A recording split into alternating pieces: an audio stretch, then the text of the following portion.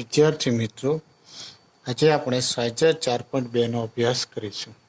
સ્વાધ્યાય 4.2 નો અભ્યાસ કરતા પહેલા અમુક શબ્દો અને તેની વ્યાખ્યાની સમજ મેળવવી પડશે. દાખલા તરીકે પહેલો પ્રશ્ન શબ્દ છે વક્ર. વક્ર કોને કહેવાય? તો વક્ર ખરેખર કહીએ તો વળેલું, એટલે કે સીધી લાઈનમાં ન હોય તેને વક્ર કહે છે. તો હું અહીંયા કેટલાક વક્રની આકૃતિઓ દોરું છું, તમે તે જુઓ. દાખલા તરીકે પેન વડે આપણે કોઈ પણ આકાર બનાવીએ તેને વક્ર કહે છે. દાખલા તરીકે આને વક્ર કહે છે. એ જ રીતે આવો આકાર બનાવો તમે, તો આને પણ વક્ર કહે છે. તમારી બુકમાં આવો પણ એક આકાર આપેલ છે, આને પણ વક્ર કહે છે. હવે આને પણ વક્ર કહેશું. એ જ રીતે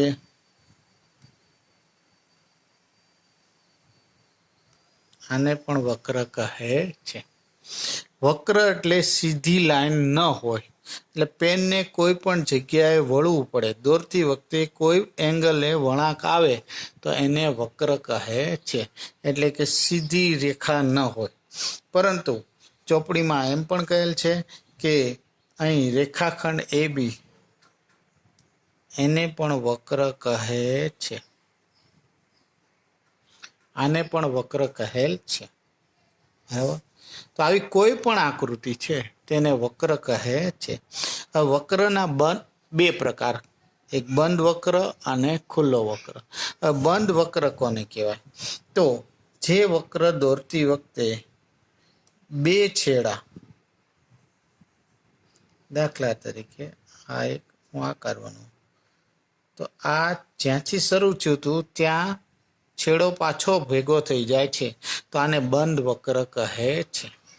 દાખલા તરીકે બીજો એક દોરું, તો આને પણ બંધ વક્ર કહે છે. આને પણ તમે બંધ વક્ર કહી શકો.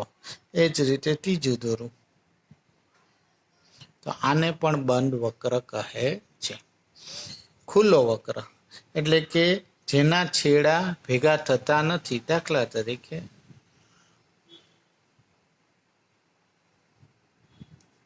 આને ખુલ્લો વક્ર કહેવાય. એ જ રીતે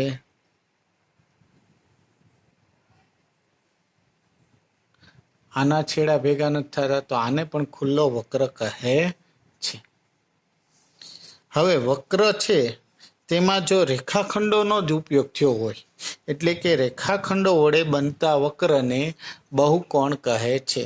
દાખલા તરીકે મેં અહીંયા એક ત્રિકોણ દોરેલ છે. 3 રેખાખંડ, આ 1 2 3, 3 રેખાખંડ વડે બનતી બંધ આકૃતિ જે બને છે તેને આને વક્ર તો કહેવાય જ છે, પણ તેને બહુકોણ પણ કહે છે. દરેક બહુકોણને પાછો વક્ર ન કહેવાય, પણ એવો વક્ર જે રેખાખંડો વડે બનેલો હોય. જો અહીંયા વ્યાખ્યા લખી, રેખાખંડો વડે બનતા વક્રને બહુકોણ કહે છે. એ જ રીતે અહીંયા 5 રેખાખંડો, 1 2 3 4, 5 રેખાખંડો વડે બનતા વક્રને બહુકોણ કહે છે. અહીંયા પણ બહુકોણ બનાવેલ છે. આ ચોરસ કે લંબચોરસને પણ બહુકોણ કહે છે. અહીંયા રેખાખંડોનો ઉપયોગ થયો છે. બધા જ રેખાખંડનો ઉપયોગ થયેલો હોય તો તેવા વક્રને બહુકોણ કહે છે. હવે અહીંયા મેં એક આકૃતિ દોરેલ છે, તેમાં એક રેખાખંડ, 2 3 રેખાખંડનો ઉપયોગ થયેલ. અહીંયા આ જે વળાંક આપેલ છે અહીં રેખાખંડનો ઉપયોગ થયેલ નથી, તો આને આપણે બહુકોણ કહી શકાય નહીં. એટલે આને બહુકોણ કહેશું નહીં.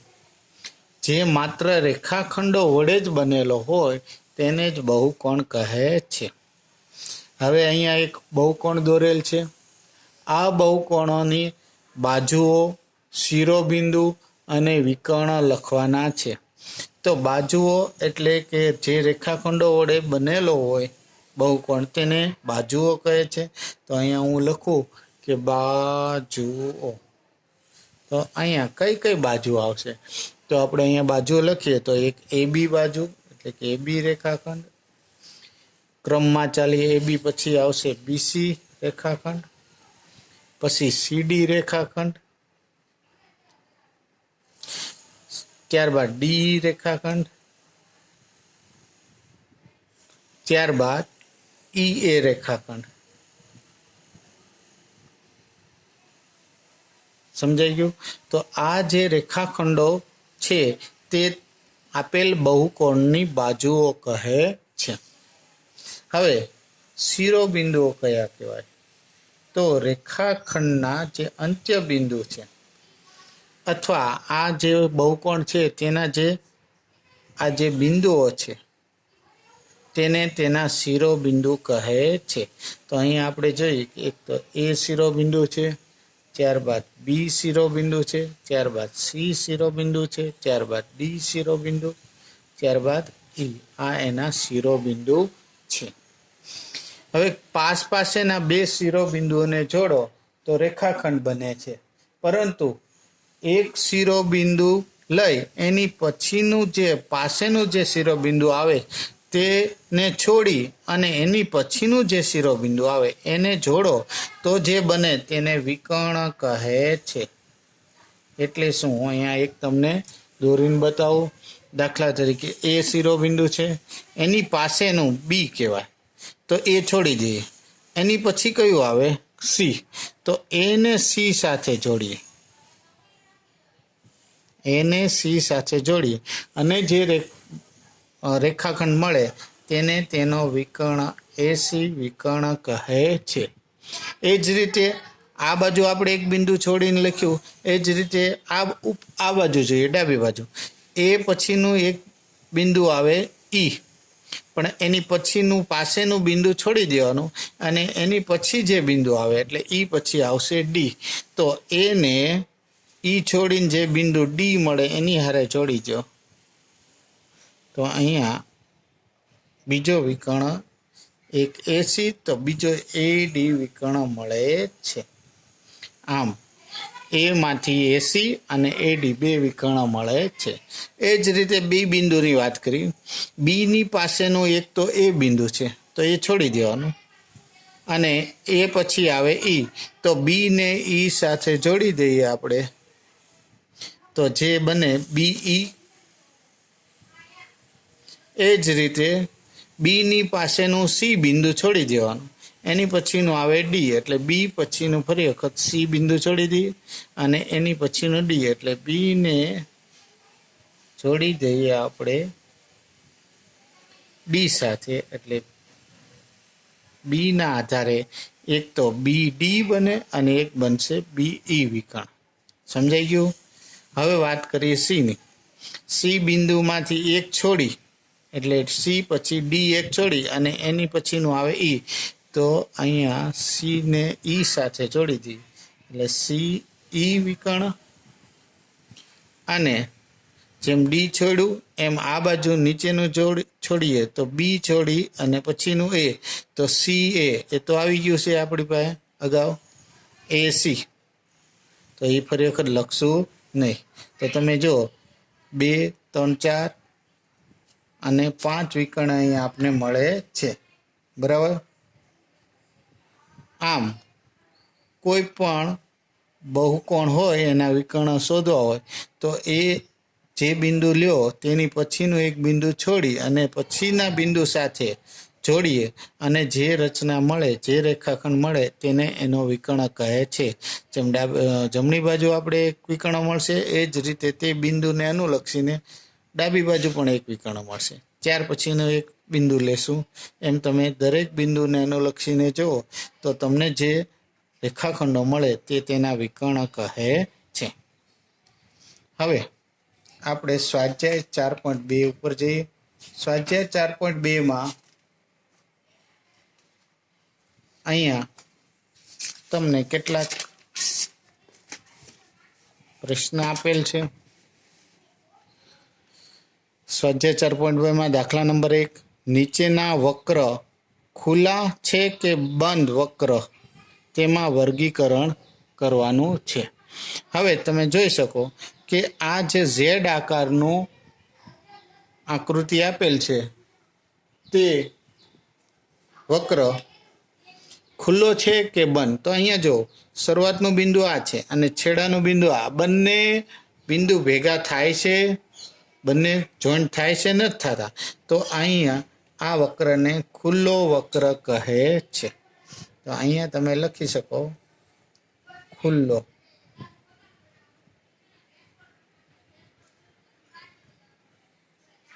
ખુલ્લો વક્ર. અહીંયા જે આકૃતિ આપેલી છે તેની શરૂઆત અહીંથી થઈ અને આ લાઈન આખી પૂરી થઈને તે પાછી એ બિંદુએ જોઈન્ટ થઈ જાય, એટલે કે કોઈ જગ્યાએ છેડો ખુલ્લો નથી. તો આ જે બી આકૃતિ છે તે બંધ વક્ર છે, તેને બંધ વક્ર કહે. અહીંયા તમે જોઈ શકો અહીંયા ખુલ્લું છે, તો આ વક્રને ખુલ્લો વક્ર કહે છે. અહીંયા ત્રિકોણ અહીંથી શરૂ થાય પૂરો થઈ જાય, કોઈ પણ બિંદુએ શરૂ થાય એ બિંદુએ પૂરો થઈ જાય, એટલે અહીંયા કોઈ જગ્યાએ છેડો ખુલ્લો નથી, એટલે આને પણ બંધ વક્ર કહે છે. એ જ રીતે અહીંયા એક ચતુષ્કોણ દોરેલ છે, તે પણ કેવું છે, કોઈ છેડો ખુલ્લો નથી, એટલે બંધ વક્ર કહે છે. સમજ્યા તમે? ખુલ્લો વક્ર એટલે જેના છેડા ભેગા ન થતા હોય, બંધ વક્ર એટલે જેના છેડા ભેગા થઈ જતા હોય, અને બંધ વક્ર કહે છે. હવે દાખલા નંબર 2, નીચેની પરિસ્થિતિ દર્શાવતી રફ આકૃતિ દોરો. એટલે ખુલ્લો વક્ર હોય તેવી આકૃતિ દોરવાની છે અને બંધ વક્ર હોય તેવી આકૃતિ આપણે અહીંયા દોરવાની છે. હવે ખુલ્લો વક્ર હોય તેવી આકૃતિ, તો ખુલ્લો વક્ર હોય તેવી હું અહીંયા આકૃતિ તમને દોરીને બતાવું. હવે તમને વક્ર વિશે ખ્યાલ આવી ગયો, અને એમાં પણ કેવો દોરવાનો છે આપણે? ખુલ્લો. તો આને આપણે ખુલ્લો વક્ર કહી શકીએ. હજી એક દોરવું હોય તો આને પણ ખુલ્લો વક્ર કહી શકાય. આને પણ ખુલ્લો વક્ર તમે કહી શકો છો. આને આવો ટી દોરો તો આને પણ ખુલ્લો વક્ર કહી શકો છો. આમાંથી આ દરેક આકૃતિ ખુલ્લો વક્ર બતાવે છે. પ્રશ્ન બી એમ કહે છે કે બંધ વક્રની આકૃતિઓ દોરો. હવે બંધ વક્ર એટલે જેના છેડા ભેગા થઈ જતા હોય, એટલે જો અહીંયા હું આ રીતે શરૂ કરું ને અહીંયા પૂરું થઈ જાય, તો આને બંધ વક્ર કહે છે. એ જ રીતે આને પણ બંધ વક્ર કહે છે. હજી એક હું આકૃતિ દોરું તો આને પણ બંધ વક્ર કહે છે. ચાંદા જેવો આકાર, આને પણ બંધ વક્ર કહે છે. સમજ્યા મિત્રો? હવે દાખલા નંબર 3 એમ કહે છે કે કોઈ પણ બહુકોણ દોરો. યાદ રાખજો, બહુકોણ એટલે રેખાખંડો વડે બનેલી બંધ આકૃતિને બહુકોણ કહે છે. કોઈ પણ બહુકોણ દોરી તેના અંદરના ભાગને છાયાંકિત, એટલે એના અંદરના ભાગ તમારે દર્શાવવાનો છે. બહુકોણ એટલે ત્રિકોણથી શરૂ થાય, 3 બાજુ વડે, પછી 4 બાજુવાળો લઈ શકો, 5 બાજુવાળો પણ લઈ શકો. હું અહીંયા 6 બાજુવાળો એક દોરું બહુકોણ. આ એક બહુકોણ દોરેલ છે. હવે બહુકોણ દોરી તેનો અંદરનો ભાગ છાયાંકિત કરો, એટલે આપણે અંદરના ભાગને છાયાંકિત કરવાનો છે. તો તમે આ રીતે અંદરના ભાગને છાયાંકિત કરી શકો છો. આ દાખલા નંબર 3 નો જવાબ. હવે અહીંયા આપણે થોડીક વધારે ચર્ચા કરી લઈએ. અહીંયા જ્યારે કોઈ બહુકોણ દોરેલો હોય ત્યારે, જો આ દાખલા નંબર 3 નો આ જવાબ નથી, આ તો તમને વધારાની સમજણ માટેની વાત કરું છું કે અહીંયા દાખલા તરીકે A B C D E અને F નામ હોય, તો આ જ્યારે બહુકોણ દોરીએ ત્યારે એના 3 ભાગ પડે છે. એક બહુકોણની બહારનો ભાગ, આ બહુકોણની અંદરનો ભાગ, અને આ જે બધા બિંદુઓ અને રેખાખંડો દોરેલા છે તે બહુકોણ પરનો ભાગ. બરાબર. હવે જો તમને પૂછવામાં આવે બી બિંદુ ક્યાં છે, બહુકોણના બહારના ભાગમાં છે કે અંદરના ભાગમાં, તો અંદરના ભાગમાં પણ ન કહેવાય, બહારના ભાગમાં પણ કહેવાય નહીં. તે બહુકોણ પરનો બિંદુ કહેવાય. સમજાય તમને? આવું કદાચ ખાલી જગ્યામાં કે ખરા ખોટામાં પૂછાય તો તમને આવડવું જોઈએ. હવે દાખલા નંબર 4 જુઓ. દાખલા નંબર 4માં એક આકૃતિ તમને આપી દીધેલ છે અને પ્રશ્ન પૂછવામાં આવેલ છે કે શું આ આકૃતિ તે વક્ર છે? તો તમે જો સીધી લાઈનમાં ન હોય, કોઈ પણ જગ્યાએથી આપણે દોરતી વખતે ટર્ન લેવો પડે, વળાંક લેવો પડે, તો તેને વક્ર કહેવાય છે. તો અહીંયા તમે જો આ વક્ર છે, બરાબર. શું તે વક્ર છે? તો અહીંયા આપણે લખશું કે હા તે વક્ર છે. હા તે વક્ર છે. આ જવાબ છે. શું તે બંધ વક્ર છે? તો અહીંયા તમે જો કોઈ જગ્યાએ જ ખુલ્લું નથી, તો તમે કહી શકો કે હા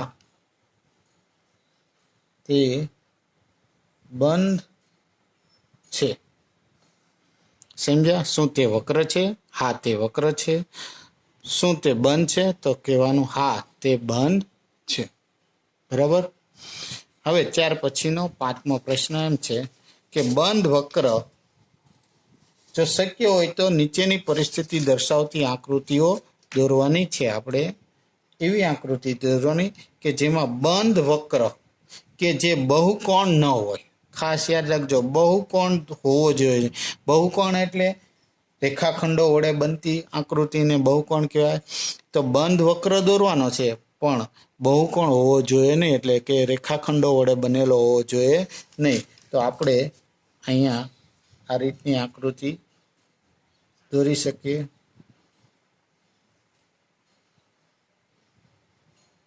જો આ બંધ થઈ ગયો, બંધ વક્ર. ઉપરાંત અહીં રેખાખંડોનો ઉપયોગ થયેલો નથી, એટલે કે આ બહુકોણ નથી. તો બંધ વક્ર હોવો જોઈએ, વળી તે બહુકોણ ન હોવો જોઈએ. તો આ આકૃતિને તમે બંધ અને બહુકોણ ન હોય તેવી આકૃતિ કહી શકો. હજી એક દોરવી હોય તો તમે આ રીતે પણ દોરી શકો.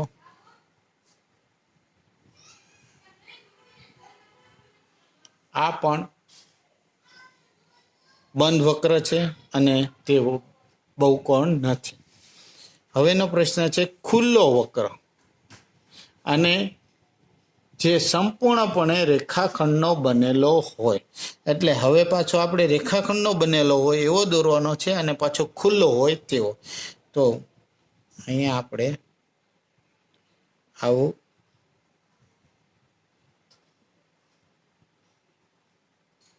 આને આપણે ખુલ્લો અને રેખાખંડો વડે બનેલો વક્ર કહી શકીએ છીએ. અહીંયા તમે જો આ ભાગ ખુલ્લો છે, એટલે આ ખુલ્લો અને રેખાખંડો વડે બનેલો છે. બરાબર. હવે ત્રીજો સવાલ સી, બે બાજુઓ વાળો બહુકોણ. બે બાજુ વડે બહુકોણ બની શકે નહીં. દાખલા તરીકે આ એક બાજુ અને આ બીજું બાજુ, તો આ બહુકોણ કહી શકાય નહીં. બરાબર. તો બે બાજુ વાળો બહુકોણમાં લખશું આપણે શક્ય નથી. બે બાજુ વાળો બહુકોણ શક્ય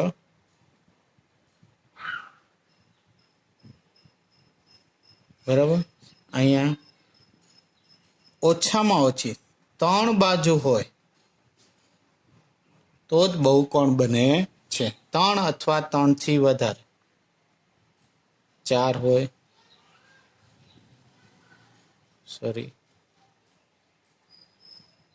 5 હોય તો બહુકોણ બને. 3 હોય, 4 હોય, 5 હોય કે 6 હોય,